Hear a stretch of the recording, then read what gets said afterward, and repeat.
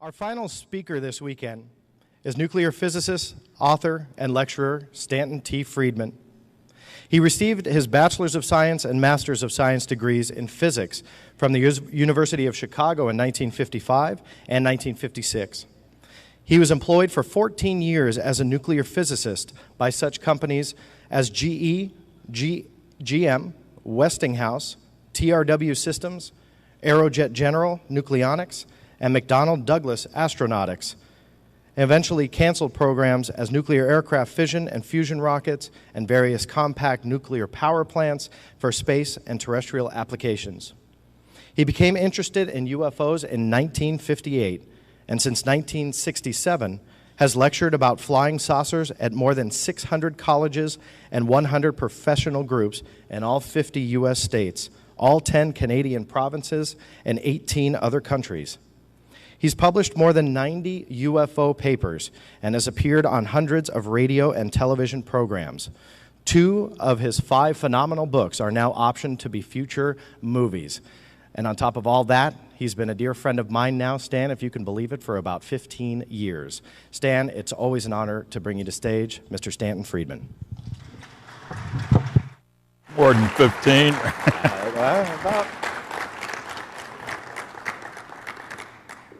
It'd be nice if I could see anybody out there.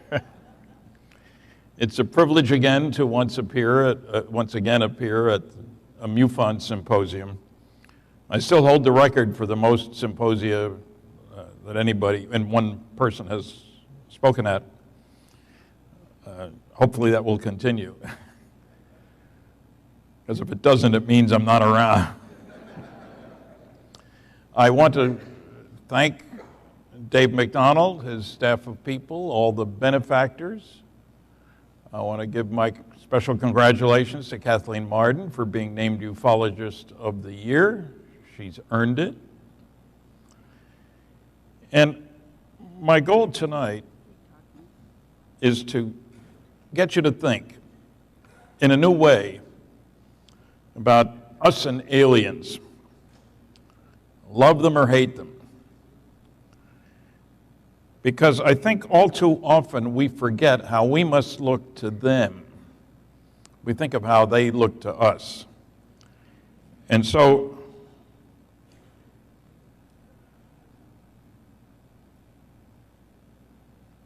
okay, how do I get it to move?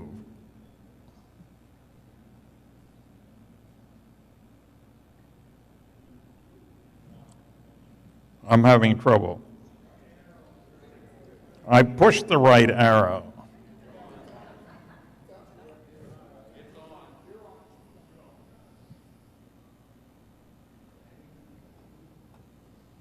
Connected. Okay, I might as well tell you where I stand, besides here in Cincinnati, where I first got interested in flying saucers. Well, it was across the river, but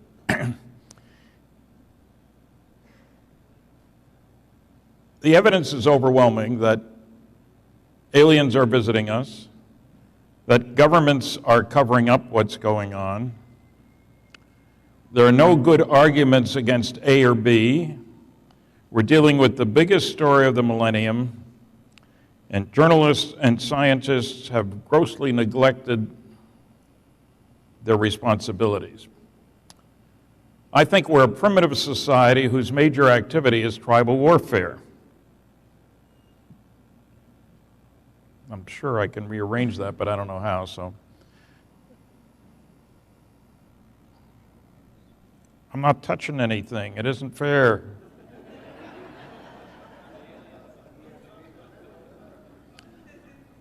In case you haven't noticed, we spend $1 trillion a year on the military. We have discovered nuclear fusion. I think so. Don't ask me what I did wrong. I was just here. We have discovered nuclear fusion and fission and exploded 2,000 nuclear weapons. Fortunately, only 2 on people. We have learned how to use nuclear energy for propulsion, nuclear submarines and carriers. That's a nuclear submarine. World War II, a submarine could stay underwater for 24 hours, and it had to come to the surface. Now they can go around the planet underwater, can stay hidden, can retaliate if anybody bombs the country. It's a whole new ballgame. I love the name on that carrier. I don't know why anybody put it there, but the title. It may shock you to realize that we have built nuclear-powered aircraft carriers that can operate for 18 years without refueling.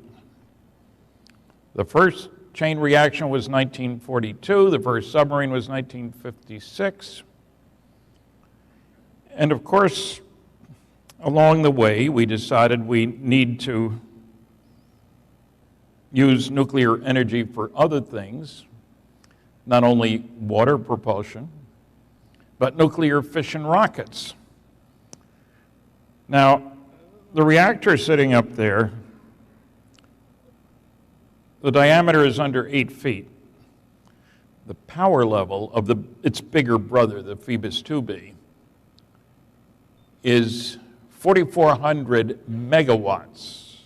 That's twice the power of Hoover Dam. This operated successfully back in the 60s. I thought back then we'd have a base on the moon, we'd have gone to Mars. Some people think we have. I don't think we have yet. And we get into the technology questions where you got all kinds of people saying about flying saucer, it's impossible, you can't get here from there, and if you could get here, you couldn't move that way, so don't believe those crazy people. Well, they're missing the point. As Kathleen and I said in our book, Science Was Wrong, we have 14 chapters, each one based on a statement from a very important, very well-educated person saying it's impossible, and being proven wrong by events. I must be touching the wrong things here. These are the only equations you'll see, and don't worry about them, but I want to impress you with something. Nuclear fusion. Now, any place in the known universe, every advanced civilization is going to figure out that that's what powers the stars.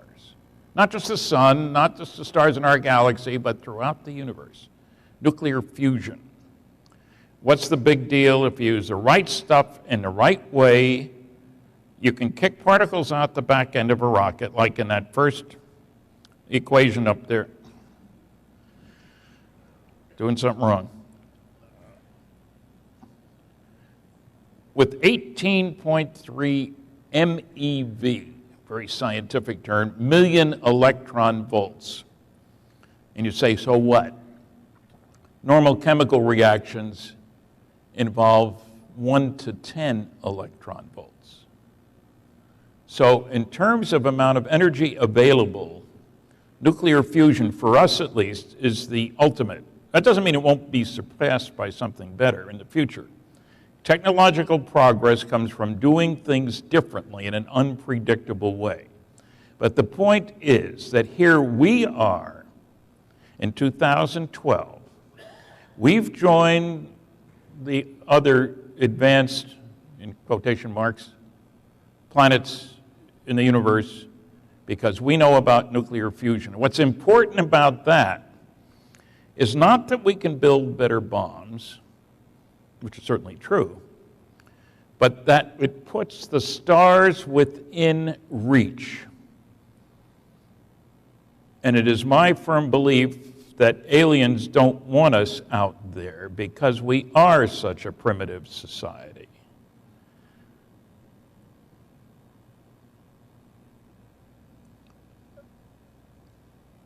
Look at the progression. You heard the word blockbuster earlier today. In 1944, we had blockbuster bombs. The 10-ton blockbuster took a big B-29 to carry it. released the energy of 10 tons of TNT. That was 1944.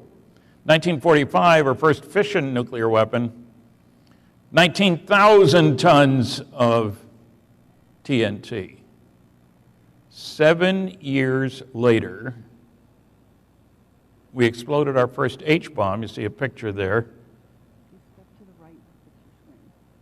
Okay. Just follow instructions. That's what he's...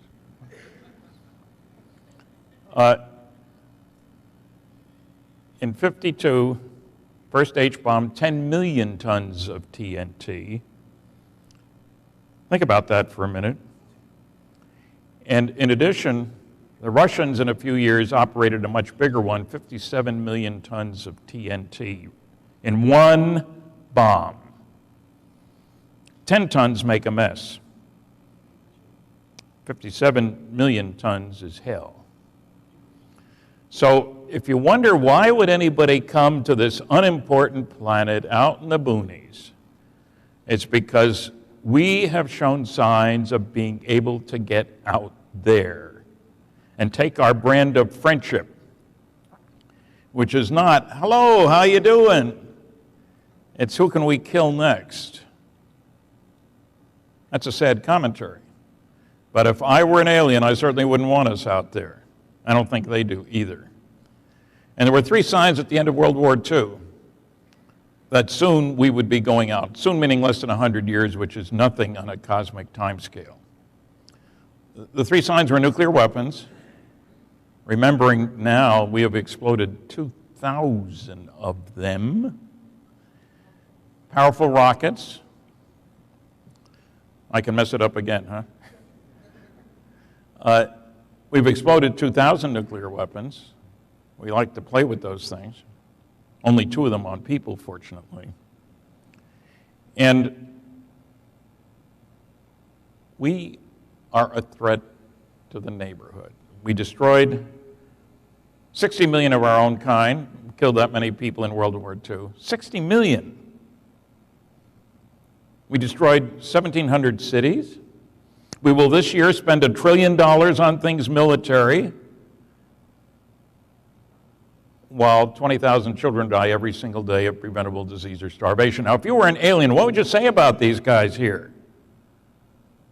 Are you going to say, oh, we don't care about them, they're primitive, let them come out? No advanced civilization is going to say, let the idiots come out. So, I think, love them or hate them, respect them. We are lucky. They haven't destroyed us yet. They didn't spray us and, get rid of the vermin in the neighborhood in a hurry. Now, one of the nice things about nuclear fusion, incidentally, is you use the 2 lightest substances in the universe, hydrogen and helium. And they're all over the place, the 2 most abundant substances in the universe. So anybody who tells you you can't get here from there doesn't know what he or she is talking about. Can you buy a ticket tomorrow? Of course not. But we know the technology to get us to the stars. Why haven't we done it? Because it's very expensive. There are better ways of spending our money, and I'm glad we haven't done it. Because if we send somebody out there, it ought to be Earthlings, not Americans, Chinese, Cubans, Peruvians, whatever. Okay.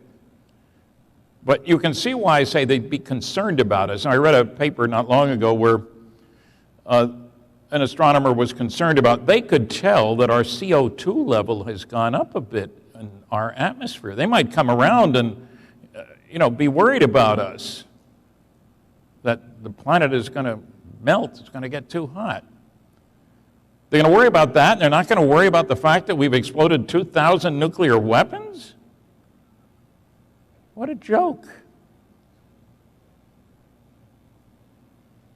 Okay, I want to quickly move through some data just so that you know that there is evidence. I won't go through in great details. This is the biggest study ever done, Project Blue Book Special Report number 14. The Secretary of the Air Force lied to us about it. It was done way back in 1955. The press bought it hook, line, and sinker. They quoted the Secretary of the Air Force saying, "On the basis of this report, we believe no objects such as those properly described as flying saucers have overflown the United States. Even the unknown 3% could have been identified as conventional phenomena or illusions if more complete observational data had been available." That's what he said. He lied.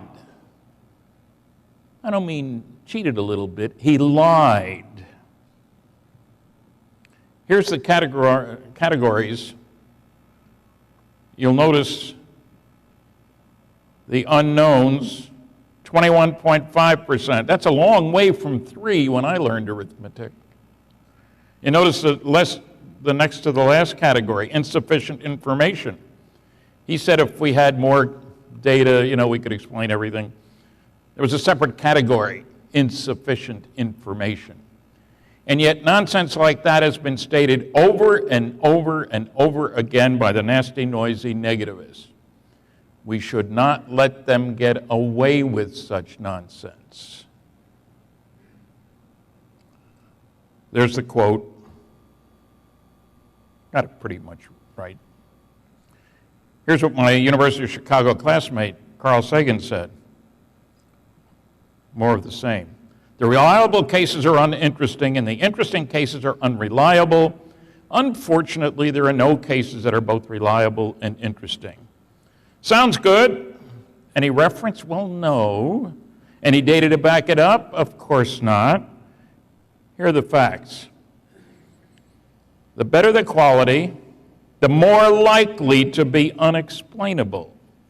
35% of the best cases could not be explained. Fewer than 20% of the poorest cases. And as you'd expect, as the quality goes down, the number that are insufficient information goes up. Let's have facts instead of proclamations. Let's not let them get away with it. Congressional hearings, testimony from 12 scientists.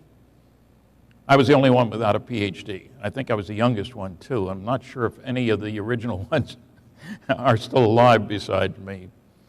The best paper by Dr. James E. McDonald, professor of physics, University of Arizona. Talked to over 500 witnesses. His specialty was atmospheric physics.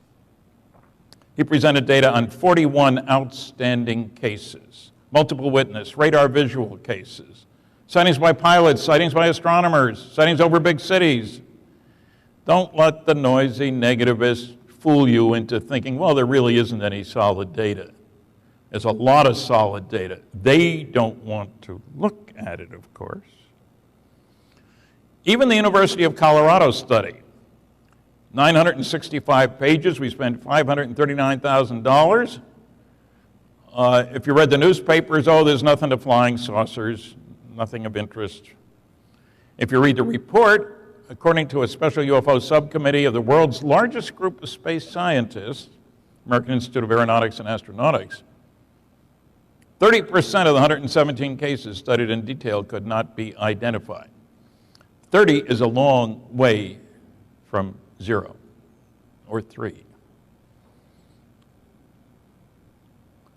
Dr. J. Allen Hynek, it's amazing how a lot of the astronomers with the SETI movement, or the cult of SETI, or, silly effort to investigate, that's what I call them, you've heard it before. But a lot of them want to ignore the testimony of astronomers who have studied the evidence which they haven't studied. J. Allen Hynek was one of the contributors to the congressional hearings. In his book, he presented interesting information on 70 cases. He didn't say they can all be explained. Far from it. Why don't they reference his work, I wonder? This, just an advertisement, if you will. We have a table over there. There will be time, short, after the presentation to visit the vendor's room. And it's really incredible that the Air Force, there's only one case that they've really said a lot about, and that's Roswell. Here's this is their second report. The first volume the Roswell report, truth versus fiction in the New Mexico desert, they provided the fiction. This is the second one. In the first one, they said they're not going to say anything more about Roswell. So 3 years later, they said more. This is one of my favorite explanations. It's one of the silliest bits of nonsense. Now, crash test dummies. The dummy's the one in the middle, in case you're worried about that. I talked to the man on the right, Colonel Madsen, much after this, of course. He was retired when I talked to him. I met with him in person in Albuquerque. It's a pity the Air Force didn't. He pointed out that these crash test dummies were the same size and weight as pilots, 6 feet tall, 175 pounds, and you'll notice that it's in a uniform. That's not for show. If a pilot is going to get out of a high-powered jet at 40,000 feet, he's going to be in a uniform. And that affects the rate of fall, the drag, the heating, and everything else. None of these were dropped until 1953. And how do you convert a dummy like that into a 4-foot-tall guy with a big head and not in uniform? Only the noisy negativists and the Air Force, same thing, could assume such nonsense. I mean, you're going to tell me that the ranchers in New Mexico are going to find one of those dummies and say, oh my God, an alien invasion. Absurd. Now here's where you get to the crux of the matter for some people. Notice that statement. Whoops. How do I do that?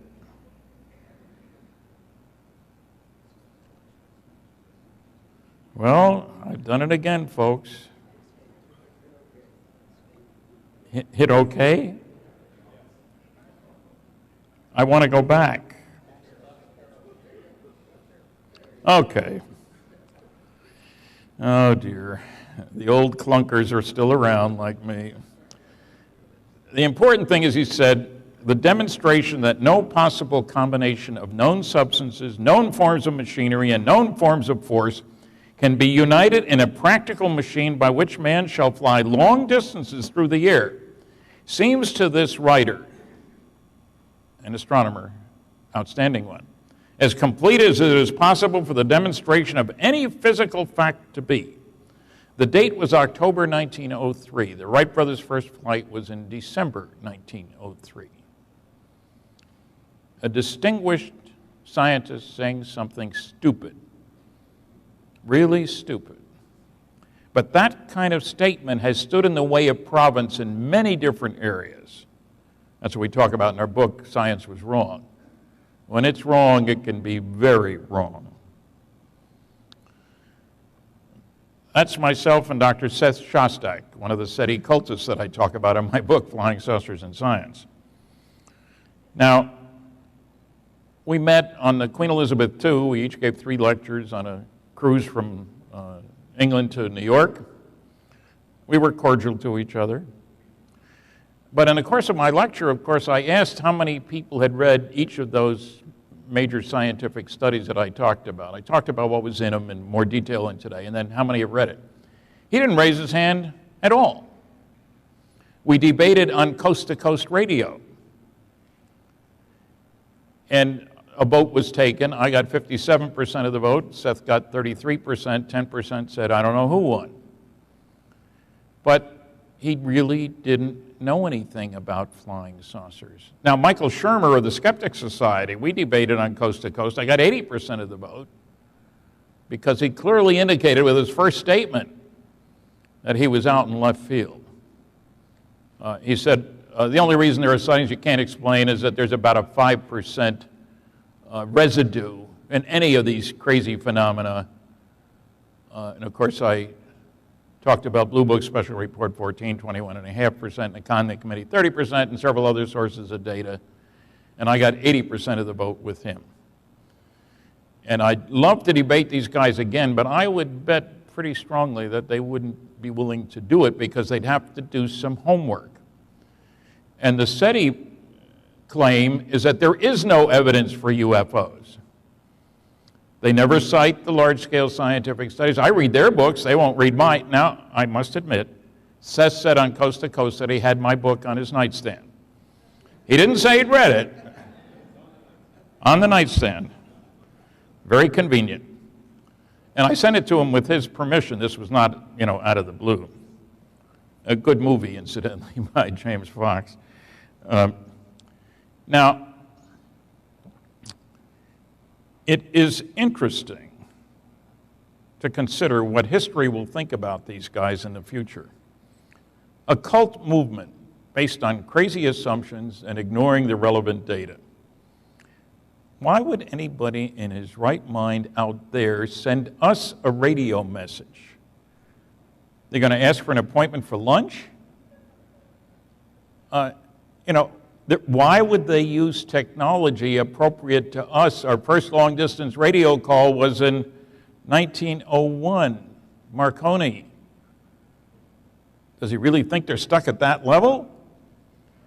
Now, I talk about the Betty and Barney Hill case. You heard a lecture from Kathy about that, and other abduction cases. And the base stars that come out of a star map, and I'll talk about that in a minute, but there are two stars that are only 39 light years away, and they're 1 billion years older than the sun, and they're 30 times closer to each other than the sun is to the next star over. And they're stuck at our level of technology? That's absurd. Quite frankly absurd. Now, Seth has an answer for that. They listened to these two stars, and they didn't hear any signal. Must be nobody there. Now, the obvious corollary, well, you haven't heard a signal from any of those stars you've listened to, so does that mean there's nobody out there? So why are you listening? I don't know why they're listening. It's the story of the drunk who's scrambling around under the street light, and a cop comes, "What are you doing?" "I'm looking for my keys." "Well, where did you lose them?" "Oh, down the street there near my car." "Why are you looking here?" "Well, there's more light here." I'm not much of a raconteur, you can tell that. There's Jill Tarter. Dr. Tarter just resigned from her position of using radio telescopes to listen for signals. She will continue on to raise money for SETI. She said, "You can't stop thinking about it when you've been working on the big brass ring of thought that will change man's life forever, searching for that. How could you stop?" So picking up a signal from another star system is going to change everything on planet Earth. Why? "Marge, did you hear about that radio signal we picked up?" "Yeah, George, pass the sugar."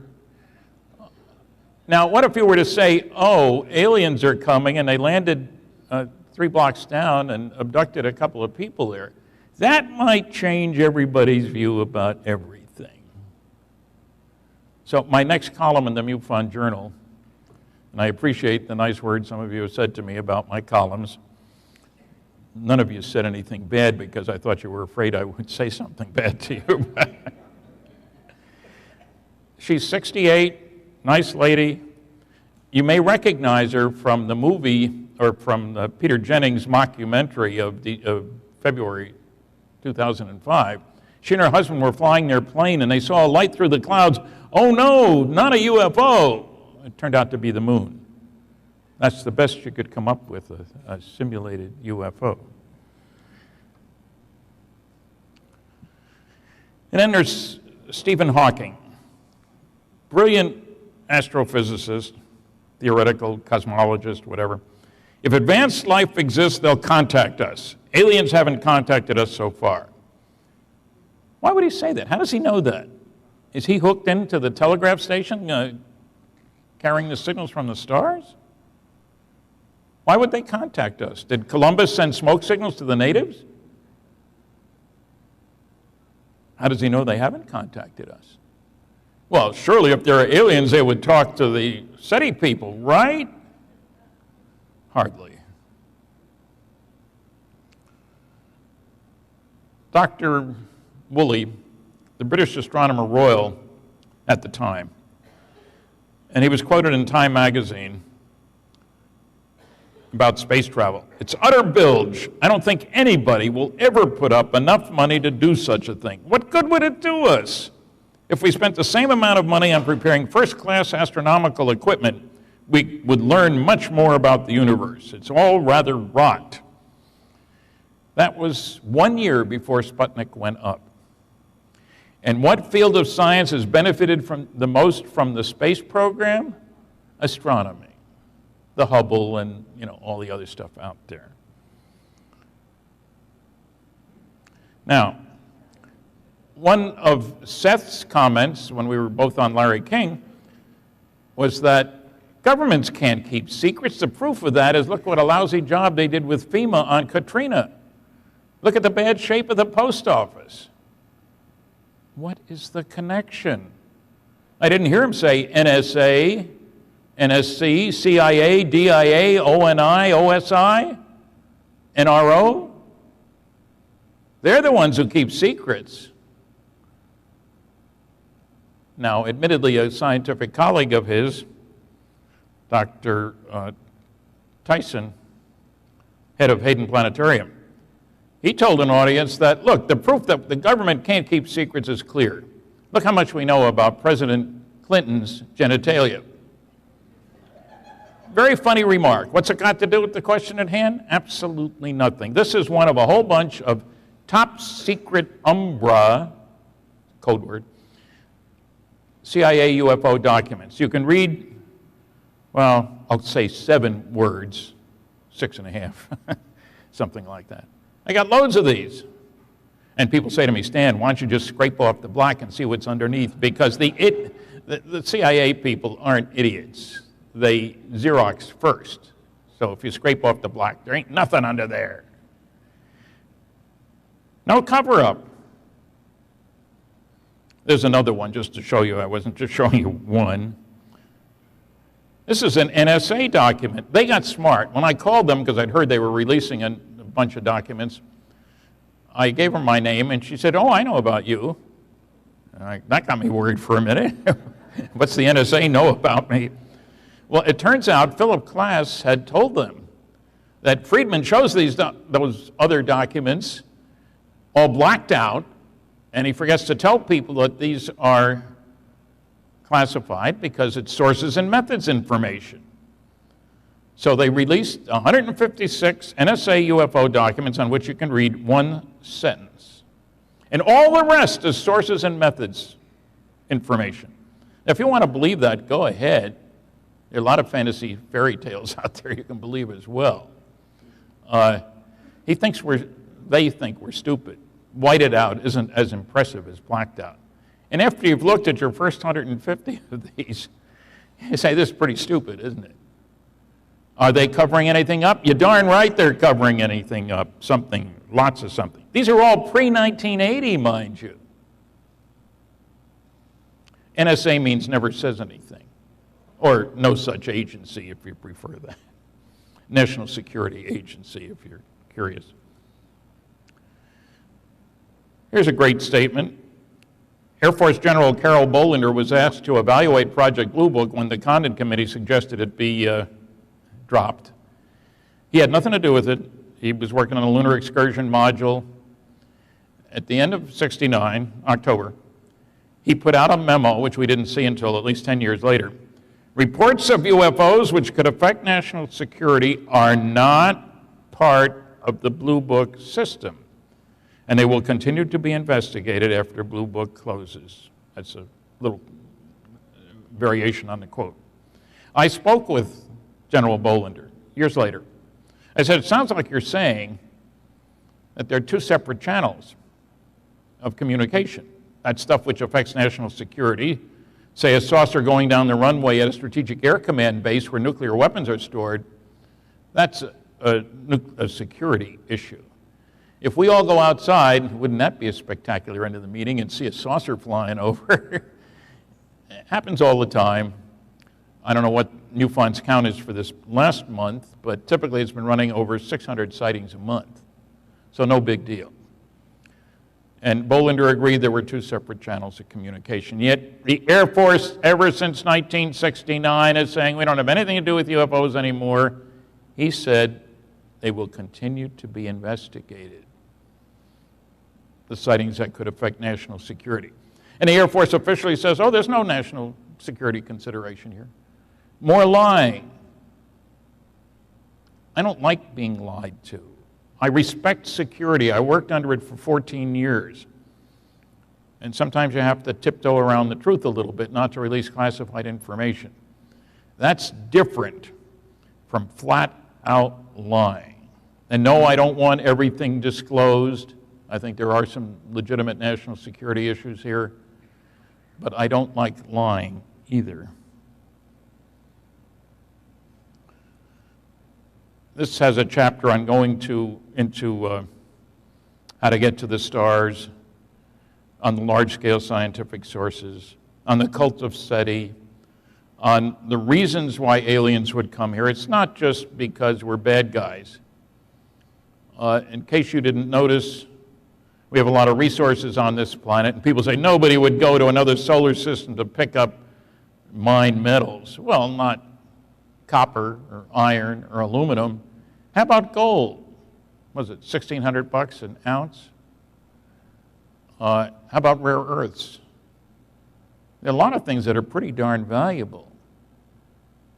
Copper's 20 cents an ounce. $1,600 is a long way from that. Incidentally, the Earth is the densest planet in the solar system. We're not talking about the people. That's another question.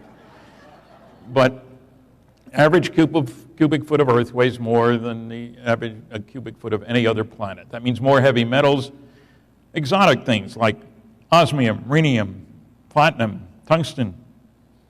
You know what uranium was used for 100 years ago? Yellow glaze for kitchen table pottery. That's illegal now, incidentally. And if you have any, you shouldn't really keep it because it is radioactive.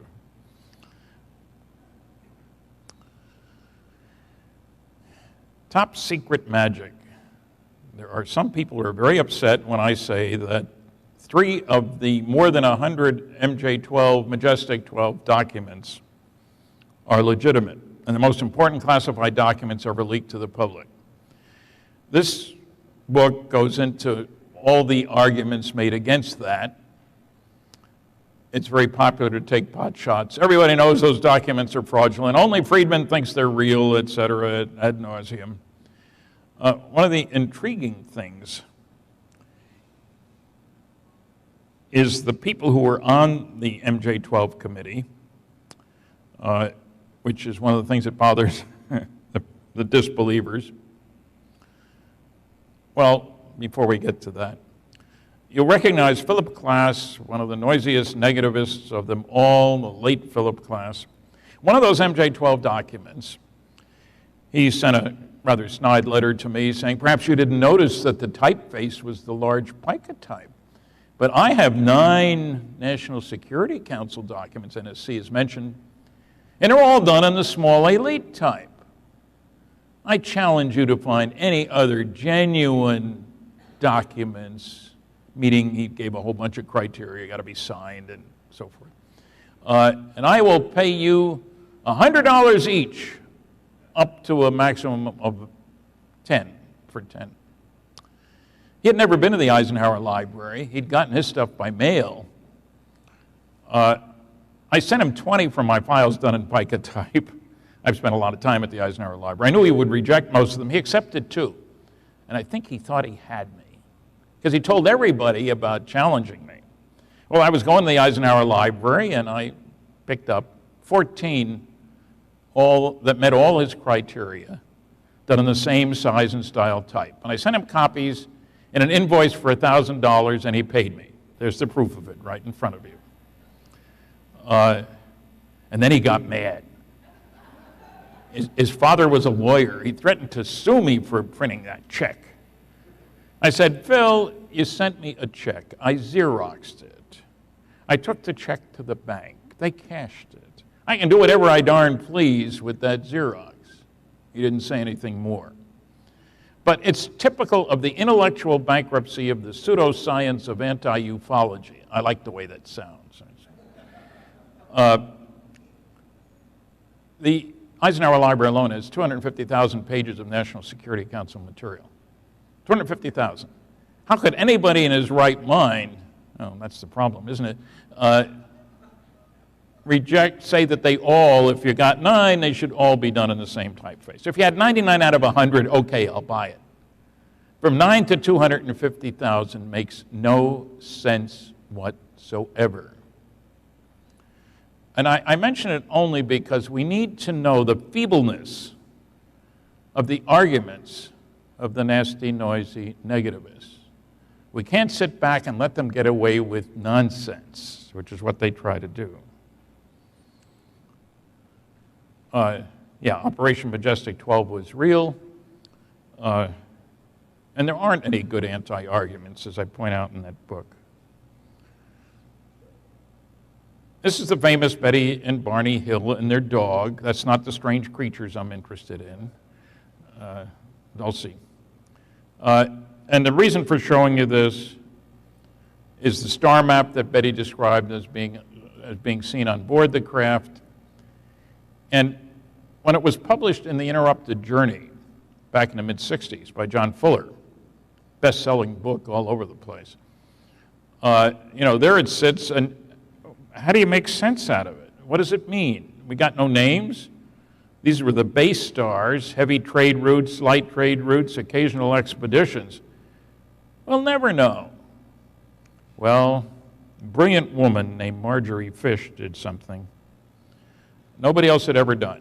She built a total of like 27 different three-dimensional models like the one you see here. Those are beads, colored beads hung on fish line. And the idea was to put the stars in their proper three-dimensional location, look at it from all different directions, and see if you could find a three-dimensional pattern that matched the two-dimensional one that Betty had drawn.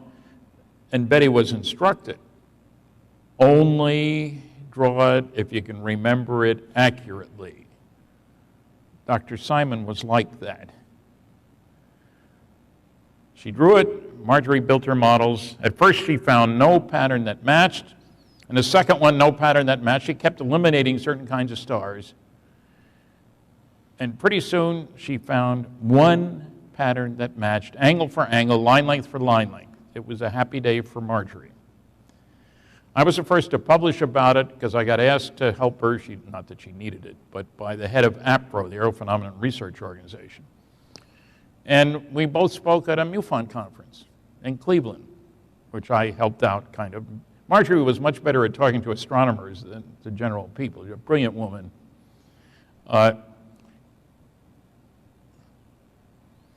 And the identity of those base stars, as I mentioned before, Zeta 1 and Zeta 2 reticuli, that's the constellation of Reticulum, the net. And they're just 39 light years away. And I get irked when I hear people say, look how much energy it would take to get to the next galaxy. I don't care about the next galaxy. Andromeda's 2 million light years away. Zeta Reticuli is 39 light years away. I wonder what my wife would say if she says, we need some bread for dinner. Oh, okay, I'll be back next week. I'm going to that great bakery down in Sydney, Australia. Wonderful bread. The superstore is 1.5 miles away. We need it for dinner tonight. So why would you worry about another galaxy? There's almost 2,000 stars within 55 light years of here. People think they would ignore us? We've given them plenty of reason to pay attention to us. In the story, and don't be fooled by the fact that my name is first. I complained to the publisher when he showed me the mock-up of the cover. I said, this is Kathy's book. He said, Stan, you're better known. It will sell more this way. Now, what do you say when the publisher says that? Oh, I don't care about how many it sells. No. So I'm not taking credit for her work. She did the great majority of the work. There's Kathy. She's in the front row. She didn't bring along her little friend. Did you try to pick up that trophy? It's heavy. And there are cute sneakers that he's wearing, too. Then there's Roswell. And I've heard more nonsense. I'm the original civilian investigator of the Roswell incident, starting way back in the 70s. And I've heard an awful lot of nonsense about Roswell. It's everybody's favorite target. If they want to get publicity, Annie Jacobson wrote a book about Area 51, in which, for some crazy reason, she threw in the notion. It's really a very creative solution. Joseph Mengele, Dr. Death, working for Joseph Stalin, came up with some strange creatures, genetically deformed and so forth. And the idea was to put them in a German Horton Brothers flying wing and have it crash in the United States, and there would be a repeat of the War of the Worlds panic. There's a little problem with that. The War of the Worlds broadcast was portrayed as a live news broadcast about something happening in New Jersey, the most densely populated of all the states. And if you believe the broadcast, the Martians were here destroying buildings and people. You had a right to panic. What could we do against the Martians in 1938? Now, I was living in New Jersey at the time, but I can't say that I listened to the show. I didn't. How do you compare that with dumping a German vehicle out in the middle of nowhere? And the Brazil Ranch, where the Roswell event took place, is really in the middle of nowhere. I took a bunch of Japanese journalists out there one time from the museum in Roswell. We went 54 miles without seeing another person or another vehicle. You can't do that in Japan.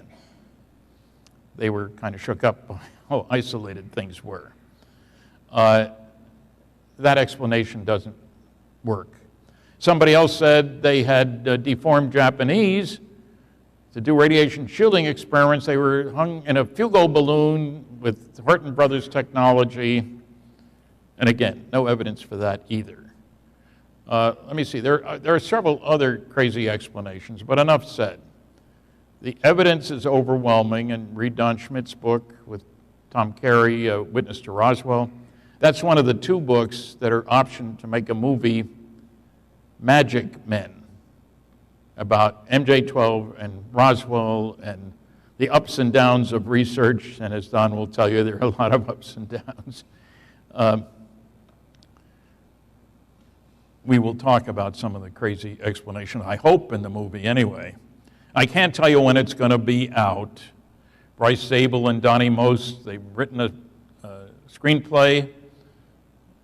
They're up to version number 4, I guess. Now all they need, just in case there's anybody interesting, is money enough to make the film.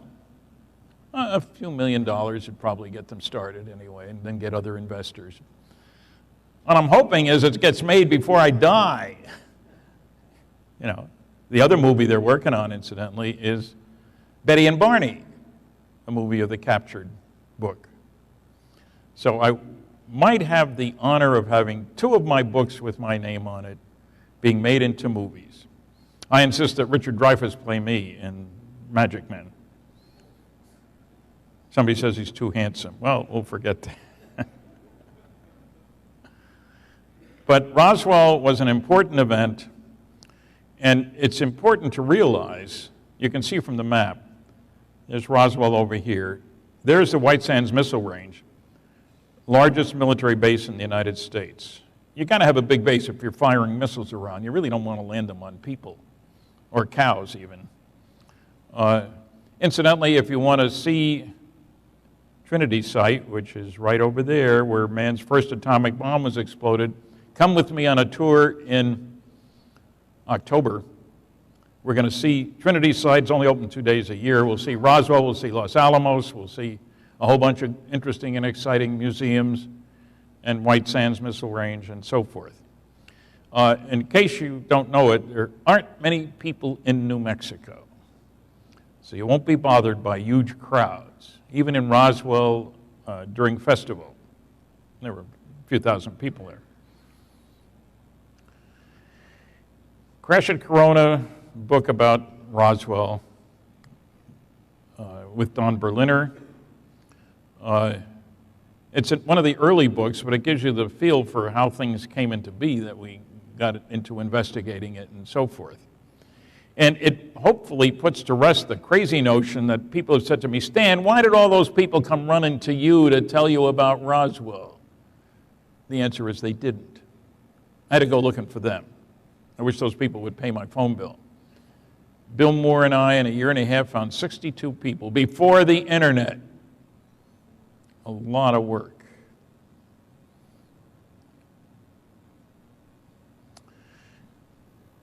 You heard about Kingman today. Here's a brand new book, The Aztec Incident. Aztec is in the northwest corner of New Mexico. The Four Corners area, it's called. The 4 states come together in one place. This just came out in May. Scott and Suzanne Ramsey have spent a heck of a lot of money, done an enormous amount of work to lay to rest the crazy notion that this was all a hoax, nothing to the case, blah, blah, blah. They've done a remarkable job. I wrote the foreword. Suzanne lives up, or her family is up in that part of the state. Made it a little easier for the traveling. But you'd be amazed at how much evidence there is. Now, an important part of that is that people in Aztec don't talk readily to strangers. They had to work to find local people they could work through to talk to other local people who were involved in the case. And Scott even hired an engineer whose job it was to see how do you get huge pieces of equipment, power plant equipment usually, from point A to point B. When you got bridges, you got tunnels, you got other places, how do you move large stuff? They went over the whole route as it was in 1948. This happened in March 1948. And the guy that Scott hired, who was a friend of his dad's, was not a believer in flying saucers. They went over the whole trip, drove it as well as looking at old maps. And his conclusion, the expert, was that indeed in 1947, as the roads, bridges, etc. were, you could move a large object. This one, I'll say, softly landed. It didn't crash. It wasn't in little pieces. No question it could be moved from Aztec over to Los Alamos. How many more have fallen out of the sky? I don't know. We'll wait to see what the story is on Kingman. I listened to the talk today. I'm not sure it was a blockbuster, but at least something to think about. And there are other cases around the world. The idea is hopefully other people will come forward when they see the story that's presented here. Now, some of you may not recognize these two, Chase Brandon and Lee Spiegel. It's not a comic team. Chase Brandon worked for the CIA for more than 30 years. And he was well known as being the CIA consultant to Hollywood when they were making movies that might involve the CIA in some way or another.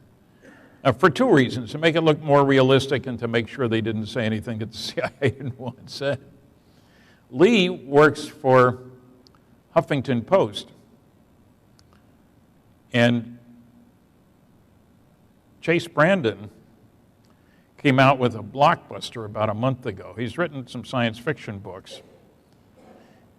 And he stated that in the late 90s, he happened to be at a place, sort of an archive of the CIA where they stored old stuff. And he saw a box marked Roswell. He had an appropriate clearance. He opened it up. And inside he found pictures and text which convinced him that indeed Roswell was real and extraterrestrial and involved cadavers. Nice turn of phrase. Now, he probably stepped beyond where he should have. The CIA can hardly sue him for breaking security because they'd have to admit that he was telling the truth. And Lee has talked with him. And what got me about this story is that, when I first heard it, is that the producer of my movie, UFO'S Are Real, was named Brandon Chase. So my first thought is somebody's playing games here. Well, his real name is Charles, but everybody called him Chase. And Lee has met with them, as you can see. That's not a finagled picture. He does a great job for Huffington Post. And this story led the lists. They got over 1 million hits in 3 days. I mention that because it means people are interested. You don't need to hide you're interested. A lot of people are interested.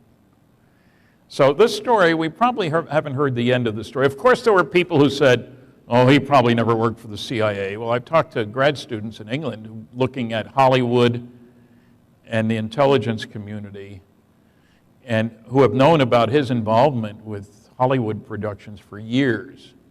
No question he is who he says he is. And strictly a coincidence, I guess, between Chase Brandon and Brandon Chase.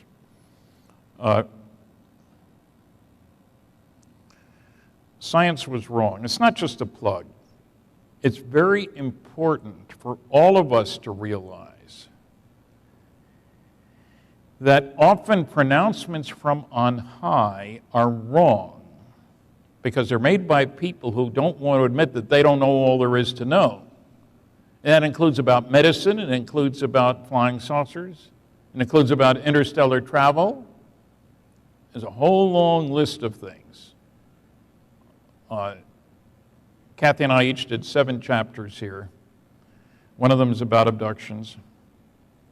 One is about UFOs. There's a whole bunch of others. And it's fascinating. It's disturbing, frankly, when you see how many people died because of the strong resistance to inoculations against smallpox. People who say, that's God's way of controlling the population. What difference does it make if your kid gets smallpox? Well, it makes a lot of difference to the people involved. But progress was delayed for years because big shots had a strong statement to make. So there's a moral to the story, in other words. It's not just rockets and things like that.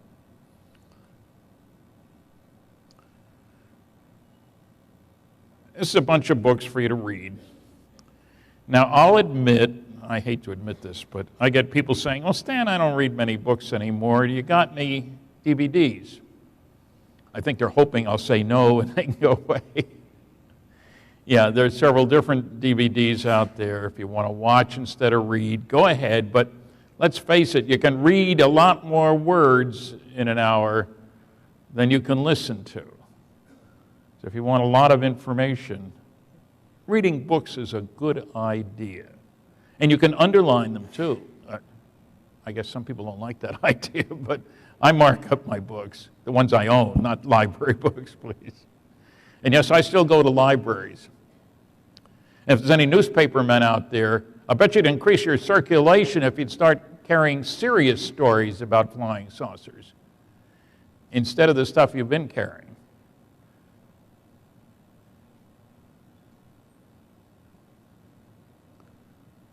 Here's the newest book by our publisher, Career Press. And you'll notice I've got 2 articles in there. Don has one, Kathleen has one. It's 2011. So it's a wide variety of topics, but intriguing reading. I like exposed, uncovered, and declassified. It sounds sharp. We have a few copies out there. Now, here's a controversial book by John Alexander, who's had a lot of clearances at the International UFO conference, not this past year, but the year before. We had a little debate, moderated by a lawyer who did most of the talking. It was hard to believe, it was hard for me to get a word in edgewise, because I disagree with John about a number of things. He thinks there is no cover-up because he asked a lot of people around Washington to tell him where this truly secret work is going on. Nobody could answer the question, so he figured there isn't any. I asked him a question he's never answered. How many times did you tell classified information to people without a need to know and an appropriate clearance? He didn't have such a clearance. Why would he expect anybody to tell him anything? So he and I disagree about the book, and I certainly disagree with what he says about MJ-12 because I pointed out the error of the things he said. Here's a book by Leslie Kean. She's done an excellent job. She lets government officials, pilots, others, tell their own story. It's powerful stuff. I mean, from all over the world. You don't think there's anything going on? Read this. Generals, pilots, and government officials go on the record. And Podesta worked for President Clinton. Okay. Thank you. So I recommend the book. I'm not selling it.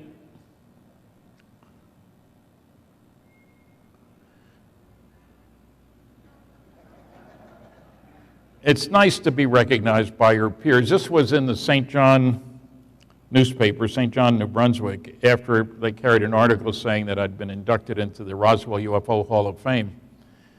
And I kind of like it. I mean, if you're going to have a cartoon, at least it ought to treat you decently, I think. Now, maybe that's making too much of myself by saying I'm their peers, but, you know, to each his own. But it proves you can get halfway decent coverage anyway. Here's kind of the overview, I guess. This year, planet Earth, our world, despite many starving people, will spend over $1 trillion on military activities. Would Earthlings use their technology for destruction of people? Definitely. During World War II, we destroyed 1,700 cities. We killed 60 million Earthlings. Some people say it's 70 million, but I'm conservative, you know that. Any rational civilization in our neighborhood would rightly expect that we would be a menace to all those more advanced civilizations in the neighborhood once we got out there. And we're heading out.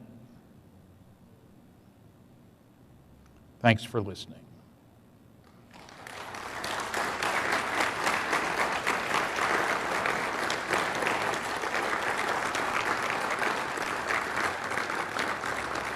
Thank you. I would like to take some questions. Can we get the lights up, John? And people come to the microphone over here. Because I usually find people have questions. Don't be shy. I don't bite. Not often, anyway.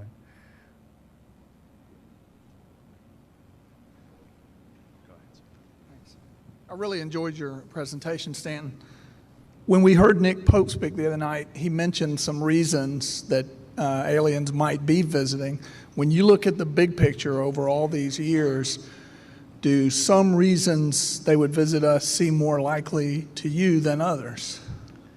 Well, I think so. The question was reasons for aliens to visit. There's a whole chapter in my book, Flying Saucers in Science. But one of them, as I've said, it's because we're a threat to the neighborhood. Anybody be crazy to let us go out there with our attitudes, our capabilities, and the ability to destroy.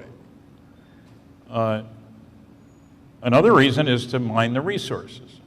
A third is we're somebody's colony. My favorite kind of colony is a penal colony. They dumped all their bad boys and girls here a long time ago, and that's why we're so nasty to each other. And you say, that's pretty silly, until I was surprised when I went down to Australia. They're proud of their convict background. They really are. People in Georgia aren't so proud of theirs, as far as I know. There were convicts there, too. They also might be graduate students doing their thesis research on the development of a primitive society. They might be broadcasters with a weekly show, Idiocy in the Boondocks. They might be setting up, a center for a honeymoon capital of this corner of the neighborhood.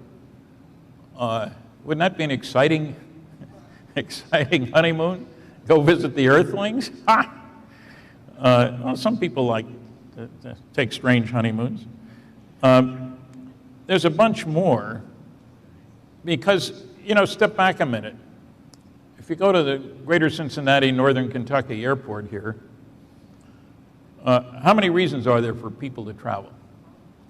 An awful lot. They're not all there for the same reason. Visit Aunt Minnie, have a secret honeymoon with a girlfriend that nobody knows about, all kinds of reasons. Thesis research.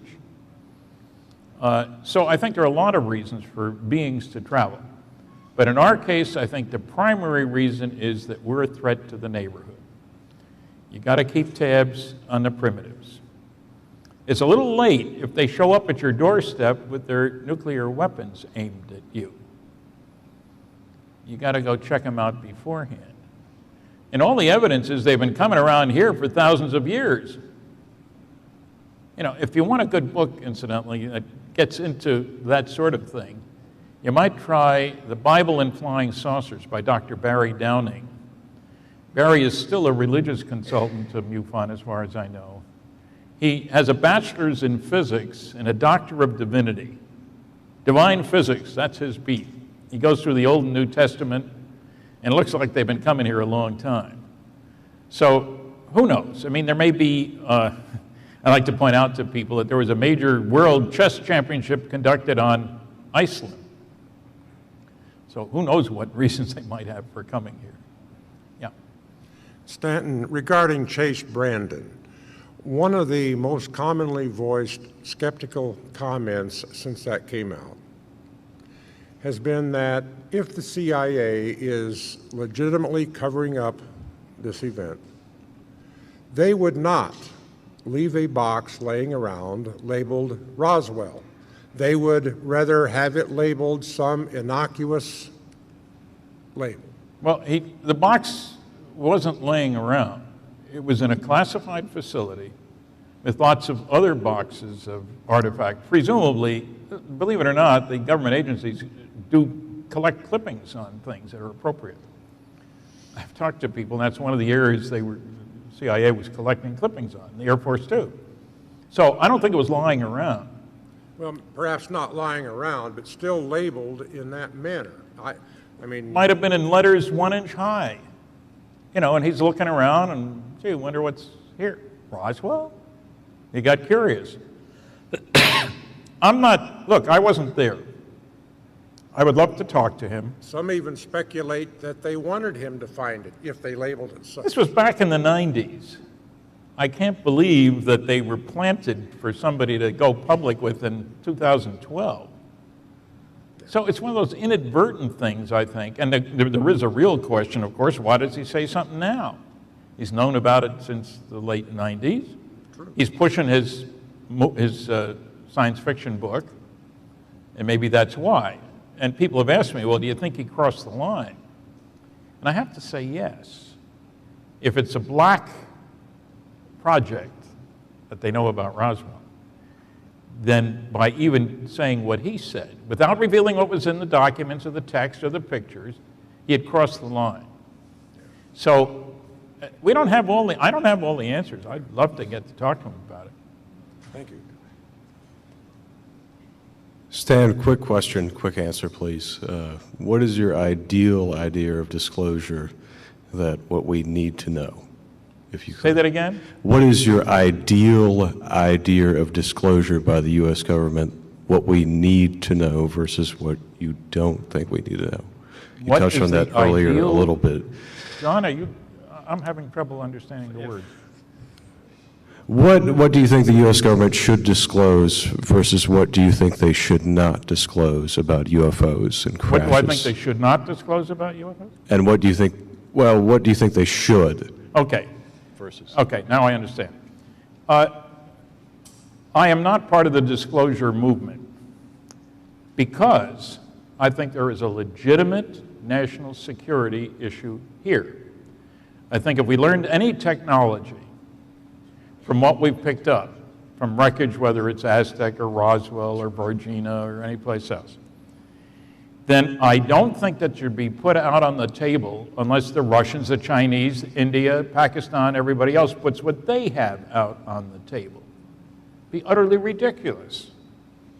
So I think what should be done is that an announcement should be made by highly trusted individuals around the world.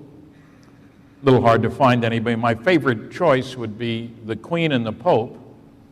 Well, it's an odd couple, but they're about the same age. They are actually about the same age. Saying that indeed our planet is being visited. We have it on the best authority. And we are announcing that there will be international conferences considering the philosophical, psychological, economic, religious, implications of those visitations. And because I think it's a whole new ballgame. We're at the moment in time where we switched over to another view, where we should switch over. First, there was Ptolemy, a Greek philosopher who said, the earth is the center of the universe. Anybody can tell that. Go outside and look. The stars, the moon, the sun, they all go around the earth, right? Okay, Copernicus came along in 1543.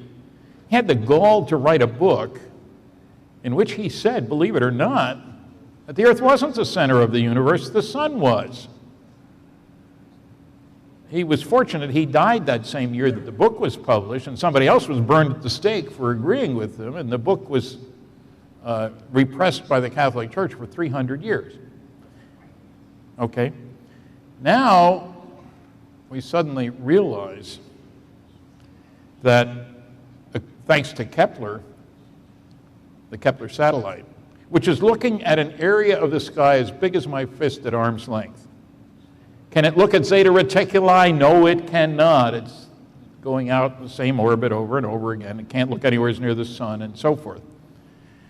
Now we're saying that unlike Frank Drake, who a few years ago said there ought to be as many as 10,000 places in the galaxy that could communicate, based on Kepler now we'd say it's more likely that there are 10 billion. What that means is we're not important. Lots of solar systems, lots of beings more advanced than we are, unless you still believe that the Earth was created in 4004 BC. I think it was October 25th, I'm not sure. Bishop Ussher came up with that. And incidentally, Pat Robertson has loudly proclaimed, we are the only intelligent life in the universe. What an insult to God that is. This is the best she can do. And he says, within the last 2 weeks, he has said, anybody who believes that there's other intelligent life out there, he said the UFO stuff is the work of the devil. Any who believes there's intelligent life out there should be publicly stoned to death. Here I am. So what I think we should be told is that aliens are visiting. This has important implications, and maybe it's the best way we Earthlings can start acting like intelligent beings instead of spending that $1 trillion a year on things. I mean, I'm sure some companies would not be happy with what I just said, but I'll need a couple bodyguards when I leave here. Yes? Yes, I'd like your opinion on something that I've been thinking about. We all like to speculate about the motives of aliens out there. It's a lot of what we've been doing here. I wonder if, in your opinion, is it possible almost to even speculate about a truly alien intentions and how they think?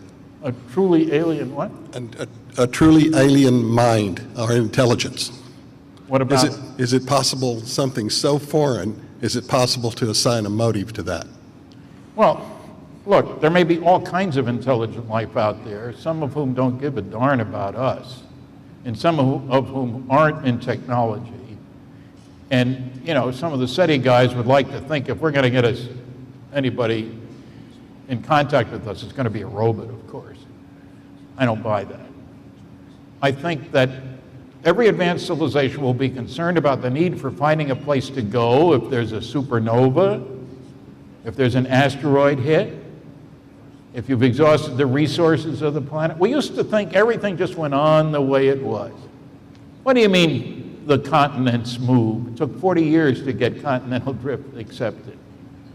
Any 10-year-old can tell you, look at the globe and you'll see it's true. But, so I think that there may be all kinds of societies out there with all kinds of thinking. If they were nasty, I figured they'd have gotten rid of us already. So I scratched that one. If they're concerned about themselves, then I can understand why they'd be coming here. What if we were somebody's colony? What if they planted us here? Maybe they have a proprietary concern. So I think aliens will be concerned about perpetuating their own kind and their life as it is. Do you realize how rapidly the population on this planet has increased? We're reaching saturation, I think. We are not taking the measures we need to take to assure a good future for our great-grandchildren. I have a great-grandson, so I can say that. I'm not satisfied we're going in the right direction. And I don't expect aliens to come down and say, here's the recipe, folks, here's what you got to do. We wouldn't pay any attention. But I think it is appropriate to be concerned about how they would feel about us leaving to go out there. John, you think that's it? Huh? Oh, well, too bad. Thank you.